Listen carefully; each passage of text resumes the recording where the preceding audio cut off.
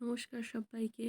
ইংল্যান্ডের পিঠারপুরো থেকে আমি দীপান্বিতা আরেকটি ব্লগ নিয়ে চলে এলাম তোমাদের কাছে। আজকে আমরা কোথায় এসেছি জানো? আমরা এসেছি ডেন্টিস্টের কাছে। যেহেতু দাঁতের ওর একটু সমস্যা রয়েছে, দাঁতগুলো সব পোকায় খেয়ে যাচ্ছে। বেচারা এত মিষ্টি খেতে ভালোবাসে, ফলে যেখানেই মিষ্টি দেখে সামলাতে পারে না।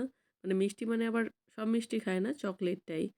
দেশে থাকতে কিন্তু এত চকলেট খেত না। এখানে যেহেতু কেউ কারো বাড়ি গেলে বা এলে চকলেটটা মোটামুটি দেওয়া নেওয়াটা অনেক বেশি হয়, সেজন্য এই যে দেখুন ওর দাঁতের অবস্থা কী হয়েছে।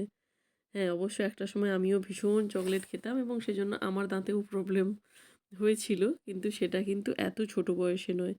ওর দাঁতগুলোর এমন অবস্থা হয়েছে যে মোটামুটি ডাক্তার সাজেস্ট করেছে যে ওর হয়তো 10টা মতো দাঁত তুলে দিতে হবে।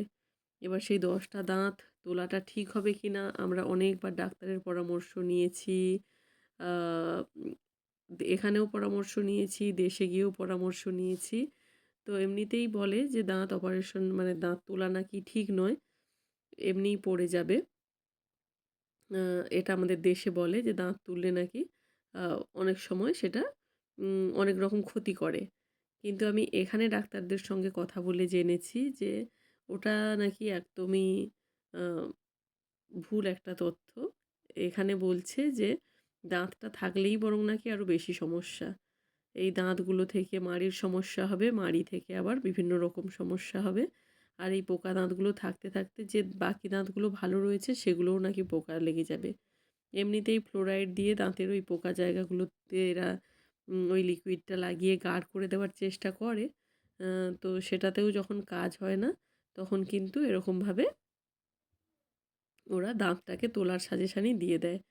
তো এখানে কিন্তু আমরাও অনেক ভাবনা চিন্তা করে অনেক রকম ডাক্তারের সঙ্গে আলোচনা করে তারপরেই বা অনেকের কাছ থেকে আরও শুনলাম যে ওনাদের বাচ্চারও দাঁতের এরকম সমস্যা হয়েছিল এবং দাঁত তুলে দেওয়ার পরে কিন্তু সেটা অনেক বেটার হচ্ছে। কিন্তু সে তো গেল দাঁত তোলার গল্প। দাঁতটা অবশেষে তোলা হয়েছে, ওরও তোলা হয়েছে। তো সেটার ভিডিও আ আমরা মানে খুব একটা আর করিনি। জাস্ট দাঁতটা তোলার পরে একটা ছবি তুলেছিলাম, কারণ আমাদেরও ভীষণভাবে কষ্ট হচ্ছিল। পুরো সেন্সলেস করেই দাঁতগুলো তোলা হয়েছিল। যদিও ওটা শেপ অনেকের তোলা হয়েছে, আমরা খোঁজখবর নিয়েই করেছিলাম।